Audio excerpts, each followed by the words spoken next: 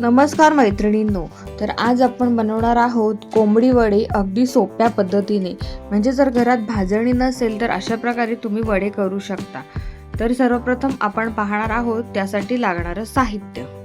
तर भाजणीसाठी सर्वात आधी लागणार आहे उडदाची डाळ, त्यानंतर राजिणे, नंतर मेथ्या आणि काळी मिरी, धणे, थोडंसं कोळसा, बेसन पीठ, गव्हाचं पीठ, खोबरं, थोडंसं कांदा आणि कोथिंबीर, गूळ आणि तांदळाचं पीठ. त्यानंतर आपण कढई गरम करत ठेवून त्यामध्ये धणे भाजून घेणार आहोत. अशा प्रकारे सर्व वस्तू मंद आचेवर भाजून घ्यायच्या आहेत.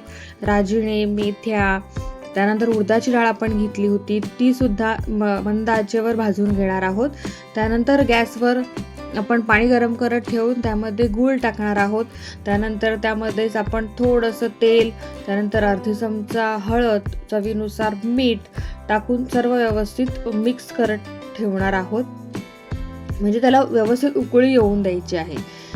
त्यानंतर आपण एकीकडे जे मिश्रण आपण भाजून गार करत ठेवलं होतं ते आता छानपैकी गार झालं असेल तर त्याला आपण मिक्सरमधून बारीक करून घेऊया. ते अशा प्रकारे बारीक करायचं आहे की अगदी भरडही नाही राहिलं पाहिजे आणि अगदी पीठही नाही झालं पाहिजे. अगदी व्यवस्थित मिश्रण ते आपण वाटून घ्यायचं आहे. आता त्याला मस्त भाजणीचा वास आला असेल.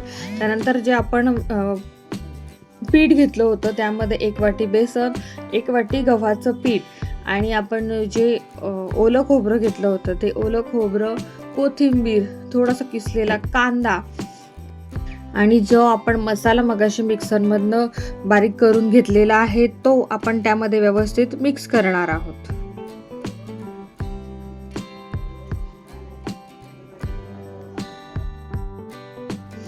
तुम्ही आता पाहू शकता की ते अगदी व्यवस्थित मिश्रण मिक्स झालेलं आहे. त्यानंतर आपण जे गूळ आणि हळदीचं पाणी उकळत ठेवलं होतं ते त्या मिश्रणामध्ये व्यवस्थित ओतून घ्यायचं आहे आणि कालथेच्या सहाय्याने आपण त्या सर्व गुठळ्या फोडायच्या आहेत, मिक्स करायचं आहे ते मिश्रण व्यवस्थित. त्यानंतर थोडं हातानेही मळून घ्यायचं आहे, थोडासा गार पाण्याचा आणि तेलाचा हात आपल्याला हे मळताना घ्यायचं आहे. अगदी हलक्या हाताने मळायचं आहे आणि जसं चपातीचं आपण पीठ मळतो त्यापेक्षा थोडंसं मऊ हे पीठ आपण मळून घेणार आहोत. आता तुम्ही पाहू शकता की मी ते असं गोल असं करून मध्ये खड्डा केलेला आहे त्या पिठाला. ते का तुम्हाला सांगते तर गॅसवर आपण निखारे म्हणजे कोळसा गरम करत ठेवायचा आहे व्यवस्थित. त्यानंतर त्या खड्ड्यामध्ये तुम्ही पाहू शकता की मी ते निखारे ठेवले, त्यावर थोडंसं तेल टाकलं आणि वरून झाकण ठेवलं आणि जवळजवळ अर्धा तास हे तुम्हाला ठेवायचं आहे. अर्ध्या तासाने ते निखारे शांत होईल तेव्हा त्या तेलासकटच पुन्हा एकदा मी ते पीठ मळून घेणार आहे. म्हणजे दिलेला स्मोक सर्व पिठाला व्यवस्थित लागणार आहे.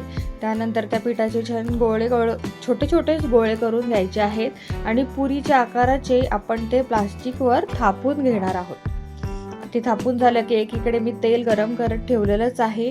त्या तेलामध्ये व्यवस्थित ते तळून घ्यायचे आहेत. एकदम हाय फ्लेमवर तळले तरी चालतील, कारण जर आपण ते कमी म्हणजे लो फ्लेमवर केले तर ते तेल पिण्याची शक्यता आहे आणि तेल पिणार, ते उमलणार नाही. त्याला जर हाय फ्लेम असेल तरच ते उमलणार. तर पाहू शकता तुम्ही माझं मस्त मी दोन्ही साईडनी खरपूस असं ते भाजून घेतलेलं आहे, तळून घेतलेलं आहे. अगदी छान उमललेला आहे. तर तुम्ही ही रेसिपी माझी नक्की करून पहा आणि आवडली असेल तर नक्की कमेंट करा, व्हिडिओला शेअर करा जास्तीत जास्त लोकांपर्यंत आणि चॅनलला सबस्क्राईब करायला विसरू नका. चला तर मैत्रिणींनो, आता भेटूया नेक्स्ट व्हिडिओमध्ये नवीन रेसिपीसह. बाय.